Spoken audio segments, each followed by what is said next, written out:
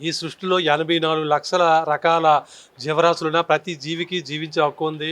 కాలక్రమంలో మానవుడు శాకాహారి నుంచి మాంసాహారిగా మారాడు. మొదట్లో శాకాహారిగానే ఉండేవాడు. కాలక్రమంలో జంతువులు చంపి తినడం చేస్తూ మాంసాహారిగా మారాడు. భోగి పండగతో మొదలై సంక్రాంతి సీజన్‌లో ముక్కనుమ రోజు సంక్రాంతి సీజన్ ముగుస్తుంది. ముక్కనుమ అంటే నాన్ వెజ్ తినడం ఒక సాంప్రదాయంగా, ఆచారంగా వస్తుంది. అలాగే జంతు బలులు కూడా జరుగుతున్నాయి ప్రముఖ పుణ్యక్షేత్రాల్లో. ముక్కనుమ అంటే నాన్ వెజ్ ఆరగించిన తర్వాత ఈ సంక్రాంతి సీజన్ పూర్తవుతుంది. ఒక దురాచారం, మూఢనమ్మకాలతో జనాలైతే కొట్టుకుపోతారని చెప్పాలి. బ్రహ్మకుమారీస్ విశ్వవిద్యాలయం వారి ముఖ్య బోధనలో ఒకటేంటంటే శాకాహారమే సంపూర్ణ ఆహారం అంటారు. సంక్రాంతి సీజన్‌లో కూడా శాకాహారం మాత్రమే స్వీకరించాలని, మాంసాహారం విడనాడాలని బ్రహ్మకుమారీస్ మరి అలాగే వైద్య నిపుణులు కూడా హెచ్చరిస్తారు.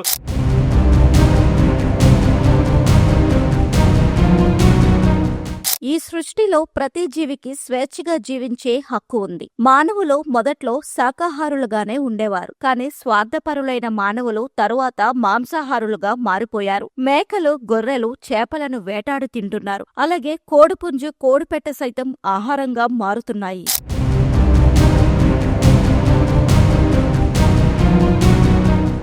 ఏటో సంక్రాంతి సీజన్ ముక్కనుమతో పూర్తవుతుంది. కాగా ఈ ఏడాది సంక్రాంతి సీజన్లో ముక్కనుమ ఒక్కరోజు ఆలస్యమైంది. శుక్రవారం కనుమ పండుగ జరిగింది. ఇక శనివారం మాంసం దుకాణాలకు సెలవు కావడంతో ముక్కనుమ ఆదివారానికి వాయిదా పడింది. ముక్కనుమ పైగా ఆదివారం రెండు కలిసి రావడంతో మాంసాహార ప్రియులకు ఇక పండుగే పండుగ అని చెప్పాలి. శాకాహారంతోనే సంపూర్ణ ఆరోగ్యమని వైద్య నిపుణులు చెబుతున్నారు. ప్రజాపిత బ్రహ్మకుమారి సంస్థ బోధనలలో ముఖ్యమైనది శాకాహారం. మాంసాహారంతో పోలిస్తే శాకాహారం తేలిగ్గా జీర్ణమవుతుందని వైద్యులు గుర్తు చేస్తున్నారు. నగరంలోని 1680 మాంసం దుకాణాలు ముక్కనుమ రోజు జనాలతో కిటకిటలాడాయి. అలాగే విశాఖలోని ఫిషింగ్ హార్బర్ చేపల కొనుగోలు కోసం వచ్చిన ప్రజలతో కిక్కిరిసిపోయింది. కనుమ రోజు పశువులను పూజించడం ఆచారంగా వస్తుంది. దురదృష్టవశాత్తు ఇదే రోజున మూగజీవులను చంపి భుజించడం అనాగరికం అని చెప్పాలి.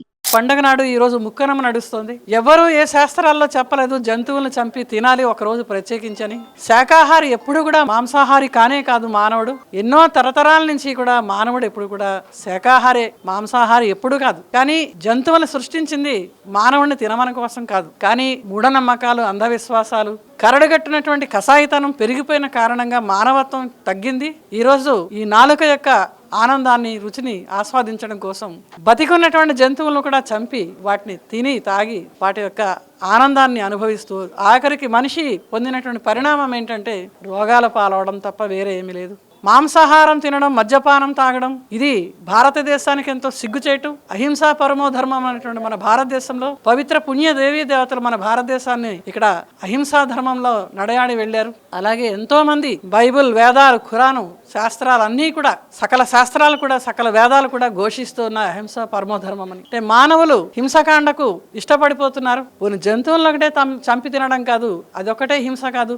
మనిషిని కూడా హింసించుకుని మనుషులు మారణ హోమం చేసేటువంటి ఇటువంటి నేపథ్యంలో ఇలాంటి ముక్కనుమ పండగ అనేది ఒక మనిషి రచించుకున్నటువంటి పండగ ఇది. ఈ పండగలో మాంసాహారం ప్రత్యేకించి తినాలని రోజు కంటే కూడా ఎక్కువగా తినడం అనేది ఇది సరి అయినటువంటిది కాదు. ధర్మో రక్షిత రక్షిత, వృక్షో రక్షిత రక్షిత. మాంసాహారం మానవుడి సుదీర్ఘమైనటువంటి జీర్ణాశయంలో 72 గంటల పాటు అరుగుదలకి అది అర్హత ఉంటుంది. అదే శాకాహారం అయితే 4 గంటలు పడుతుంది. శాకాహారం తిన్న వాళ్ళకి జ్ఞాపక శక్తి ఉంటుంది. మాంసాహారం తిన్న వాళ్ళకి అంత తొందరగా జ్ఞాపక శక్తి ఉండదు, నశిస్తుంది. అదే విధంగా ఒక మనిషి రక్తము ఒక మనిషికి ఎక్కించాలంటే ఎన్నో గ్రూపులు, ఎన్నో పరీక్షలు చేసి టెస్టులు చేస్తే గానీ ఒక రక్తం ఎక్కించలేకపోతున్నారు. అలాంటిది ఏ జంతువునైనా చంపడం, ఆ జంతువు యొక్క రక్తాన్ని తాగడం ఇది మనిషికి ఎంతవరకు సూట్ అవుతుందో ఒకసారి మనం ఆలోచించుకోవాలి.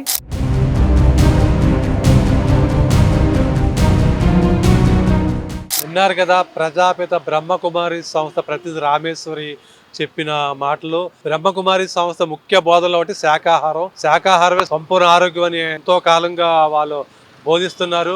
అయితే వైద్యులు కూడా చెప్తున్నారు శాకాహారమే సంపూర్ణ ఆరోగ్యం అని.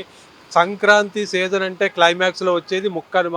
ఆ రోజు వేలు, లక్షలు, కోట్ల సంఖ్యలో గొర్రెలు, మేకలు, చేపలు, కోళ్ళను చంపి తినడం అనేది ఒక ఆచారంగా వస్తుంది. ఈ మూఢనమ్మకాలకి ఎక్కడైనా స్వస్తి పలకాలని బ్రహ్మకుమారి సంస్థ తదితరులు వెజిటేరియన్ క్లబ్స్ కూడా సూచిస్తున్నాయి. కొన్ని విదేశాలలో వెజిటేరియన్ క్లబ్స్ కూడా వెలుస్తున్నాయి. అంటే అక్కడ ప్రజలు సంపూర్ణంగా శాకాహారమే భుజిస్తారు. ఈ సంక్రాంతి సీజన్లో ముక్కనుమ రోజు జీవహింస అయితే తలపెట్టడం ఒక దుస్సాంప్రదాయంగా వస్తుందనే చెప్పాలి. నాన్ వెజ్ తినడంతోనే ముక్కనుమ పండుగకి విశిష్టత అనుకుంటున్నారు. ఈ నేపథ్యంలో శాకాహారం ప్రాధాన్యత అయితే ప్రజలు తెలుసుకోవాల్సిన ఆవశ్యకత ఎంతైనా ఉంది. వీడియో జర్నలిస్ట్ సూర్యతో శ్రీనివాస్, VBC టీవీ విశాఖపట్నం.